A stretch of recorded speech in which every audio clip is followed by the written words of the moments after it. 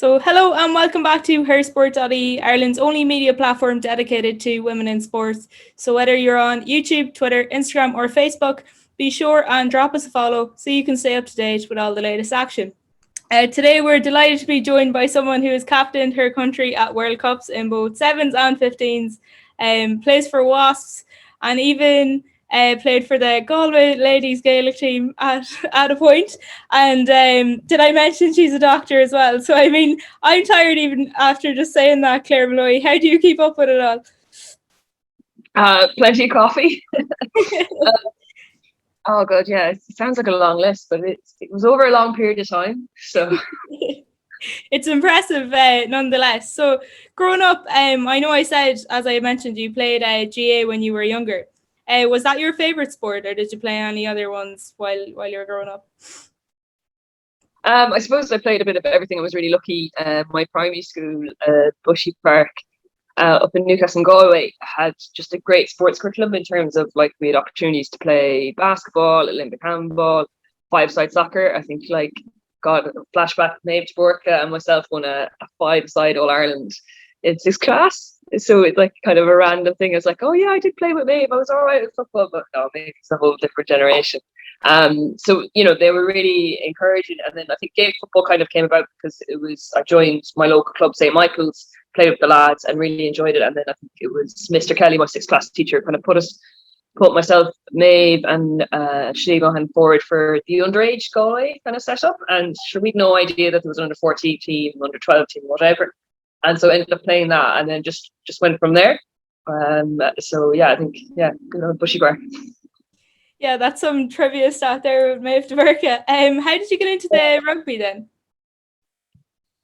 So rugby, it came from, I suppose, I love watching the Six Nations. Growing up, we would have all watched rugby as a family, and then when we went to Closh the Jazz in Galway, it's obviously a rugby school.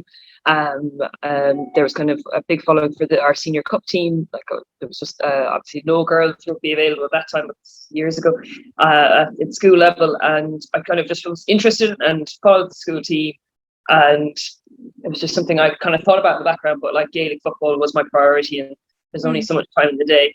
And then coming to Wales, just the opportunity presented itself. There was no Gaelic football, so there was rugby. Yeah, and female participation levels in rugby are an all-time high, with 2.7 million players globally involved at the minute. However, that figure kind of is still 40% less than the male numbers. What do you think causes that gap, and how can we go about closing it, I suppose? I suppose it's going to come from the ground up, from like your age grade levels up. So if you think of how many opportunities there are for young boys to play rugby, to play for an underage team, at 15s, to join an academy, to be getting contracts, that one thing, like they have a whole structure in place that is years ahead of the women's game. And obviously we are just catching up, and it's a case of kind of matching that to really get the same kind of level of participation, because it's just more opportunities as male rugby. There's more male rugby clubs to play for. I think it's just a numbers game, really. It is exciting though that I suppose there is a lot of talk around, especially women's rugby in Ireland at the minute, and I'm sure you guys have a lot to do with that. But looking outside of that, then there's a lot of speculation at the minute as to who would make, let's say, the men's British and Irish Lions. So what do you think would be the key hurdles that we would need to overcome to make a women's Lions team tour viable? I suppose talking with Royal London, I think it's the parity between the home nations and kind of increased professionalism within the Celtic nations, which obviously has continued to progress during my time playing in the green shirt. And I think we've already seen that the Irish players, the Welsh players, the Scottish players that have all come over to play in the Prem 15s this year, obviously being one of the only rugby leagues running during COVID times, that we have seen Lions combinations in action already between Scottish centres playing with English centres. So I think getting that kind of mixture of players playing together week in, week out at club level would be great. The match between Harlequins and Leinster was kind of, a landmark occasion between kind of British and Irish rugby playing together. I suppose encouraging more fixtures like that will make the Lions a more realistic proposition. Yeah, and you mentioned there Royal London. Do you think the supportive brands such as that working with this campaign are kind of monumentous to it. Like, is sponsorship a game changer, I suppose? Completely. I think investment in big companies that, this is their first introduction to women's rugby, and, I'm excited by what they've already produced. Their little BT yesterday or the day before. I've never seen women's rugby paired along men's rugby in a BT before. It's so well done. And it just kind of highlighted I suppose, it is just rugby, and the quality of that production. I think it's exciting to see a company take investment, and they're not investing in an end product, are they? They're investing in a feasibility study. So, they may not be a big results artist, but they've chosen to invest in that. And that hopefully will encourage other commercial partners involved in the men's game, or even from outside of the men's game, or from got no I suppose ties to rugby, to come in and get involved with us. Yeah, it's definitely a changing landscape at the minute, and a growing one, and it's brilliant to see. So recently we were joined by Anna Capis on Her Sport, and she talked of her and the Irish rugby team's experience of online abuse when the Women's Six Nations was postponed earlier this year. And as everyone knows, like, that's not an isolated incident. I mean, the BBC last year revealed that almost a third of elite sportswomen in the UK received online abuse on social media. Have you ever had such an experience like that? I think I was trying to think back, because when BBC did their piece back then, they interviewed a friend of mine, Eleanor Snowsill, and I remember thinking about what I'd seen on her feed. I've been quite lucky. I probably, there was a couple of comments around the World Cup time when I was captain. But other than that, I've been relatively preserved. But I know there's been quite between trolling of other players, like Bristol number 8 was trolled quite badly at the start of the season. And it's not just unique to women's rugby players. I've seen it with my medical colleagues, particularly with the COVID pandemic. They've been trolled horrendously. One of my consultants used to receive death threats. Wow. So it's not something unique to women's rugby players. It's across the board of social media, and I suppose, like everyone, after last weekend, the abuse that Liam Williams got as a Welsh fullback, there has to be, I suppose, a more responsibility of these companies to have some identifiable elements to these accounts, because this kind of abuse, and particularly in the times that we're in, where everyone is under pressure, and mental health is of key importance. Like, there has to be an accountability, because there can be quite negative results that come about it. Yeah, no doubt. Like, it definitely has an effect on people. On a lighter note, then, I suppose 6 years ago this week, you guys won the Six Nations back in 2015. Do you have any standout memories from that? Standout memories in 2015. I think playing in the fog against France. I think we was it one of the instruments, and the lights going off. I think we used the electrics. Then beating again, that was a great victory for us in Ashburn. I think it was one of our last games in Ashburn as well. That venue had been a huge kind of home for us in 2015. And then given the plan, the day before Scotland, we were the last game to play. We knew we had to beat them by, I think, 30-something points. And going out there and scoring 72, it was just a special occasion. I think the men had won the tournament by the same kind of means. It was a point slip in Six Nations. So I think it was just fantastic when we kind of got to the end of the first half and we're like, oh, we've won it, as long as we don't concede loads. Yeah. So that was quite exciting. Would you say that's one of your favourite moments of your career, or would you pick out another one as that accolade? I think obviously beating the Black Ferns in 2014 was a special moment for everyone, and that was going to go up there. And then the Grand Slam in 2013, where I nearly froze myself to death, was also very special, because it coincides at the same time I passed my finals. Just before we talk about your lockdown experiences, that famous sabbatical, as everyone calls it, in 2019 to focus on your medical career and studies, was that hard for you to step away from the green jersey, or do you just see it as completely necessary and ultimately worthwhile? I think it was a difficult decision. I kind of made the decision halfway through that Six Nations. I was kind of debating it in my head, kind of looking at how my year would look being part-time again at the level it was going to be, and how long that would take me to kind of step up to the next kind of the end stage of my training. And then I think I also kind of recognised myself that I was getting a bit burnt out. First time I'd committed to Wasps, and that schedule was all encompassing, and I was living 5 minutes from the club there 4 nights a week. Then with Ireland, I think I needed to kind of hit refresh, because I've just been going at it a long time. And it really kind of served that purpose as well for my own kind of mental health, my own well-being. Yeah. Just a break from it and kind of step back and see where am I with rugby, and also have that kind of big hurdle to work. And yeah, I knew I was going to miss it. It was tough. I was there.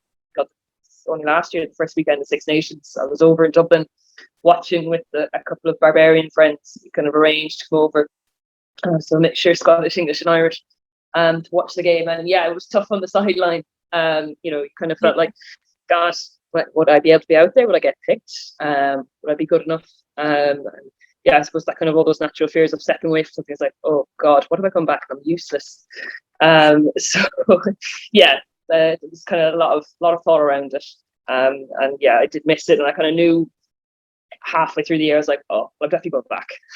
Yeah, if I can. Yeah, it's mad from the outside looking in, like to me anyways, it's madness that you would kind of be thinking that, but I suppose everyone kind of has those fears, I suppose.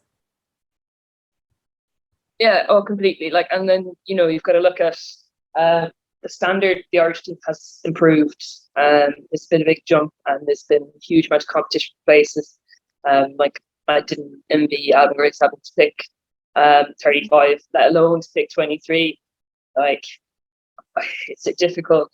It's so hard to pick a team right now, and it's refreshing. It's the first time I've been in an Irish shirt where everyone is on their toes, and anyone could step in, and that depth in the squads.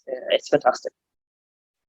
Do you think when you went back then it made you kind of appreciate it more, or?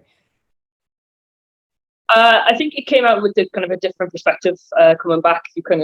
I appreciated, I suppose, the girls were all there when kind of the changes came in over the year before, like the Curran coming in as S&C with kind of a fantastic appointment. And then you had Kieran, oh God, I can't remember his name, our defence coach, Kieran from Leinster. He's brilliant. And kind of Steve McGuinness, new forwards coaching. So Adam was still there, but things had changed around him, and I suppose we've just really benefited from kind of refresh the setup. Yeah. And we've had some new faces in, like Dorothy Wall, and your brain's really stepping up to some young players coming through. Méabh Jones, who got her first cap in Italy, Katie O'Dwyer, who's been around for a long time but kind of really come in, and we've kind of seen players progress as well. So it's just exciting, and I'm just really enthusiastic, I suppose. I'm seeing it with new eyes. It's like, hi, I'm Claire, I'm squad. On my first day back.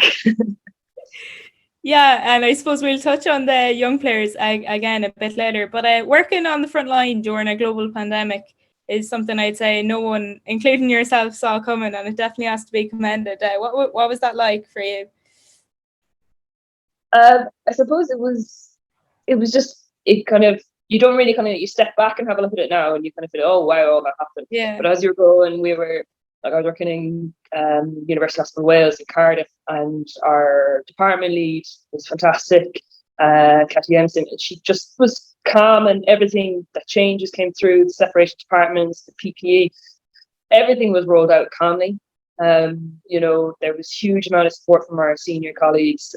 We had consultants working night shifts for the first time in ages. And kind of being on site and being available, and there was a real camaraderie in it between nurses, staff, doctors alike.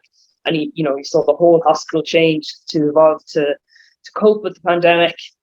The first wave, which was kind of desperate. It's kind of mad. You kind of don't really think, oh, I'm going to take a year out of rugby.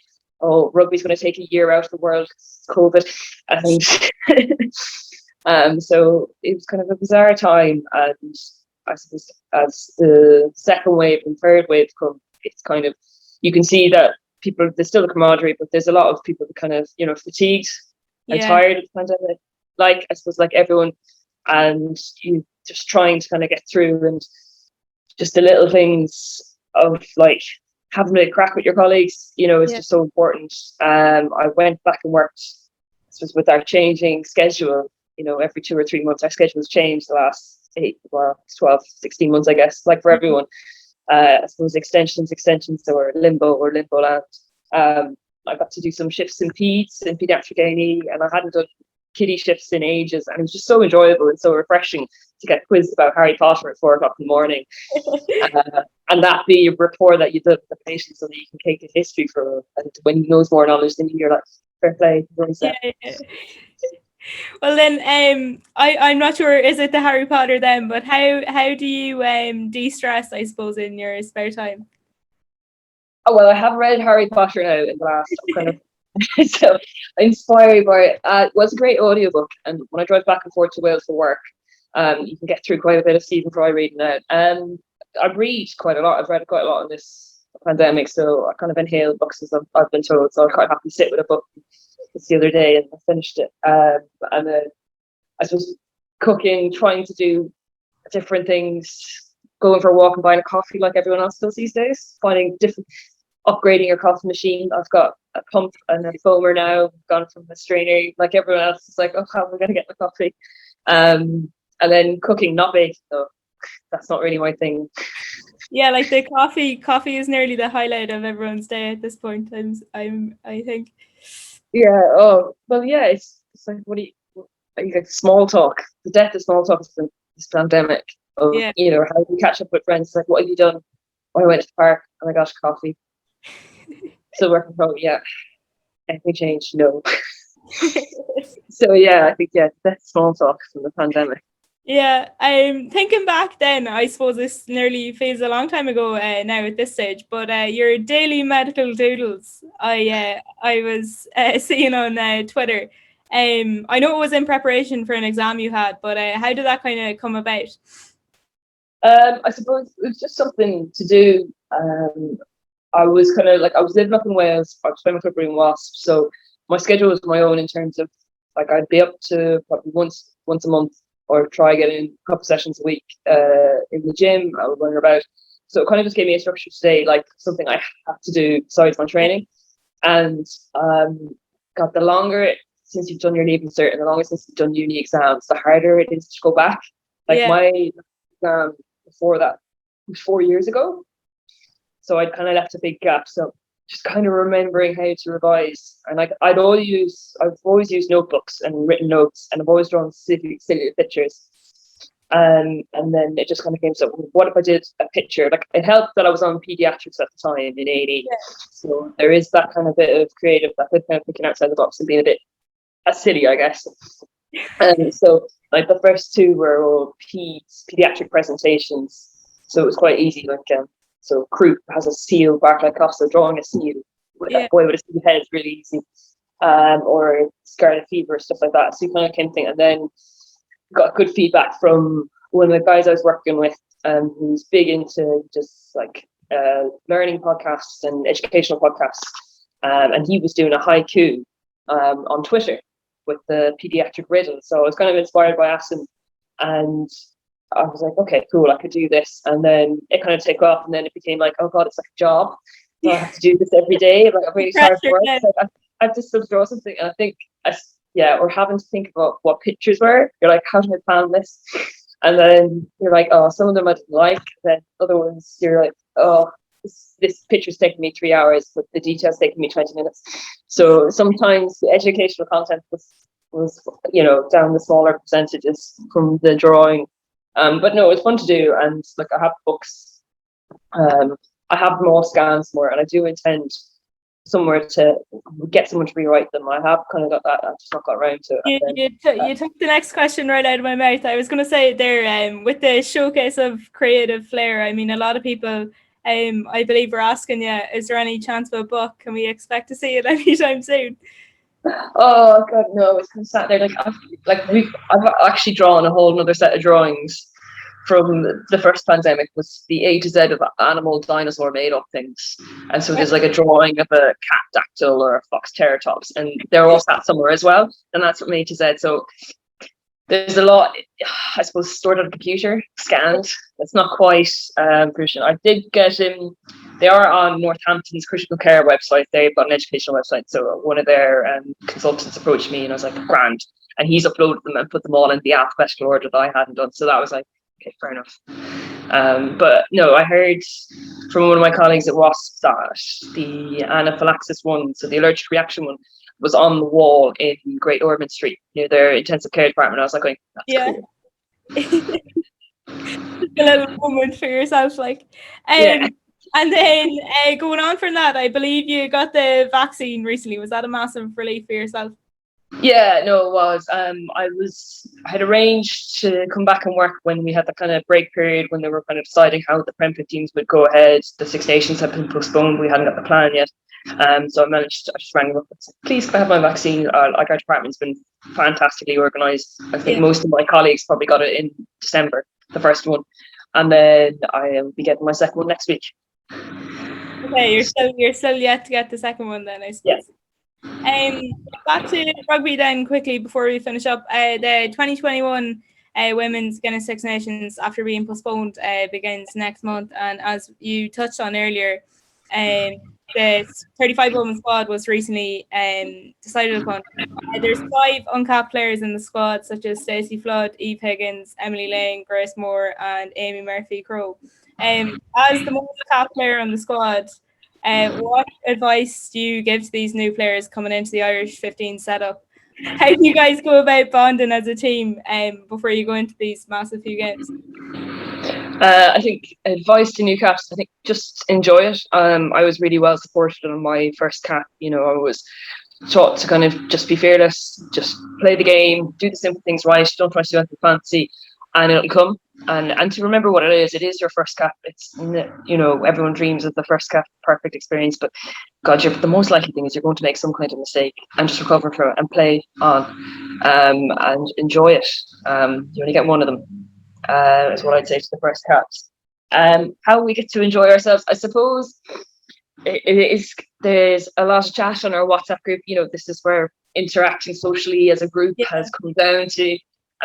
There's a lot of crack there, and then when we have we're doing our warm mobility before our proper training session, like, we'd have the tunes on and we really drive each other, and we're spread out for meal times, but we can still chat to each other. Like, it might be a bit louder and a bit shouty, but it's grand for some people. It's no different to normal. And I think we just don't take ourselves too seriously at the right times, and don't lose the run of ourselves. So it's a good group. I think it's a real positive experience, and it's really nice to have the girls in from the Sevens program that are coming in as their first caps. They've been a huge addition to the squad in terms of the competitiveness. They bring the fitness and physicality.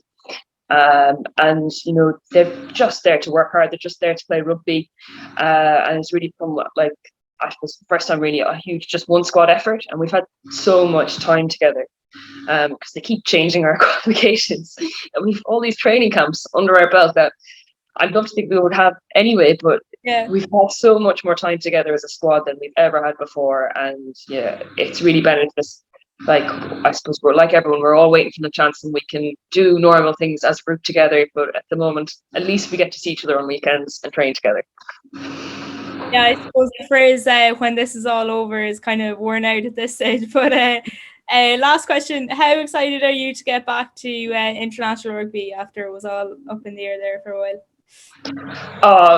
Like, I just can't wait to be, well, probably in the car on the way to Wales or in the plane. Just to be able to say that, God, we're playing a Six Nations match. It's been so long since we've played an international test match that it's actually going to go ahead. There's a competition that's going to start, and fingers crossed end with the results. And I think it's an exciting time to challenge us to see all that we've brought in from all that time together, the physicality, that the brutality in our internal matches that we've really put out against each other. Selection to really kind of put that against as a unit against a Welsh team, a French team, and then hopefully an English team at the end. Yeah, no doubt. So that's brilliant. I, along with a lot of other people, I'm sure, are looking forward to seeing how you guys get on. So thanks for joining us, Claire, and best of luck.